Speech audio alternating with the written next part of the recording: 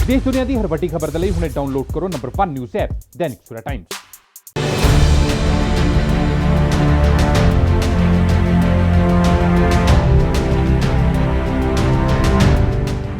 दिल्ली के अंदर जो आज़ादपुर मंडी में फल और सब्जी आती है वो यहाँ से पूरे उत्तर भारत को सप्लाई होती है यहाँ से, तो अभी वो जा नहीं पा रही। दिल्ली में फल और सब्जियों के रेट घटे हैं, बढ़े नहीं हैं। आवक कम है, उसके बावजूद भी दिल्ली में फल और सब्जियों के रेट कम हुए हैं। जब देश का किसान ही अपने घर से बाहर बैठा हुआ है, जब देश का किसान ही सड़कों पर सो रहा है, जब देश का किसान ही आत्महत्या करने पर मजबूर है, तो मंडियों का अस्तित्व ही नहीं बचेगा।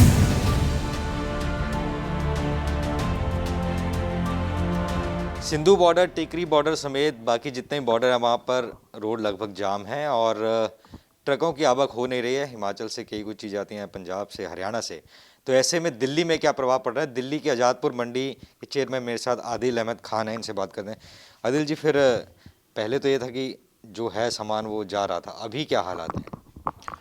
देखिए, अभी मंडी के अंदर फल और सब्जी की आवक 30 से 40% कम हुई है। लगभग आप ये कह सकते हैं कि 50 से 60% आवक आ रही है मंडी के अंदर।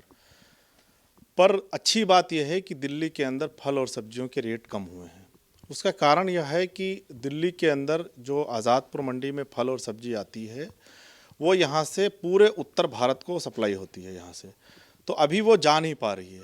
पर दिल्ली में जो फल और सब्जी आ रहा है अभी, वो दिल्ली वालों के लिए पर्याप्त है। जो दिल्ली में कंजम्पशन है उसके लिए पर्याप्त है। इस वजह से दिल्ली में फल और सब्जियों के रेट घटे हैं, बढ़े नहीं हैं। आवक कम है, उसके बावजूद भी दिल्ली में फल और सब्जियों के रेट कम हुए हैं।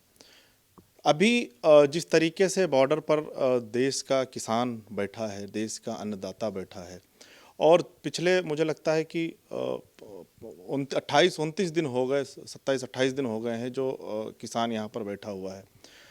आपके दरवाजे पर देश का किसान आकर बैठा हुआ है, आप उसको एंट्री नहीं दे रहे हो, उससे बातचीत नहीं कर रहे हो। इस कड़कड़ाती सर्द में किसान बॉर्डर पर है, आप यहाँ वहाँ घूम के दूसरे किसानों से बातचीत कर रहे हो।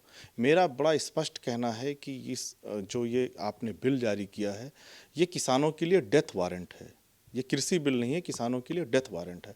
और इस डेथ वारंट को आप तुरंत वापस लेकर, ये जो आंदोलित किसान है इसकी बातें मानिए और ये अपने अहंकार को छोड़िए, इनकी बातें मानिए, इस डेथ वारंट को वापस लीजिए, ताकि इस कड़कड़ाती शर्त में देश का अन्नदाता अपने घर जाए और पूरे जो देश की अर्थव्यवस्था चौपट होने के कगार पर खड़ी है वो सुधर पाए। लेकिन एक बात करें, आज़ादपुर मंडी में ट्रेडर्स जो है पूरे इंडिया में भेजते हैं, तो ट्रेडर्स को तो खासा नुकसान इससे हो रहा होगा क्योंकि माल जा ही नहीं रहा बाहर। तो देखिए, सिर्फ ट्रेडर्स को नुकसान नहीं है, जैसा मैंने पहले कहा कि अभी जो मंडियों का संचालन किसानों के बिना नहीं हो सकता।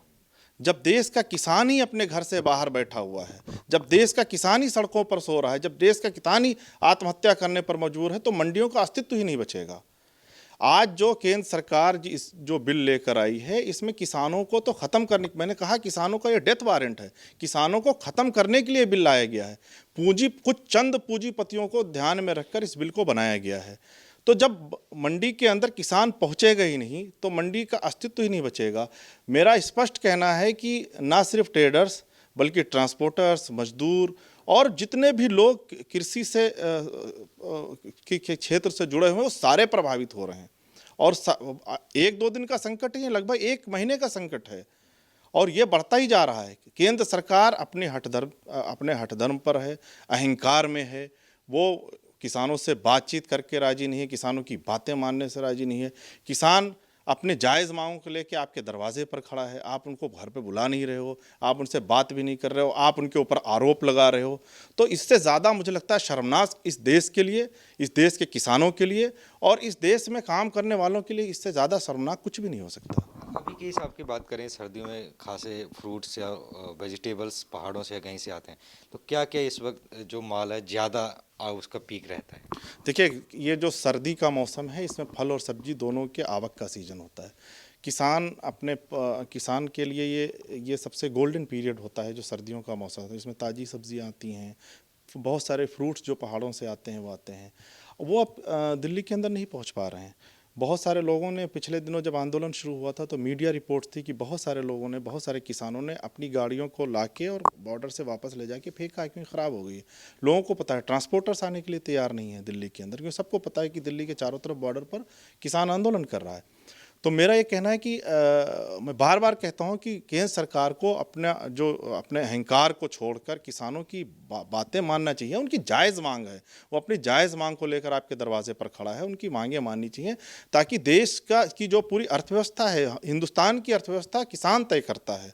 आप किसानों की कमर तोड़ने पर लगे हुए हो तो कैसे व्यवस्था बनेगी।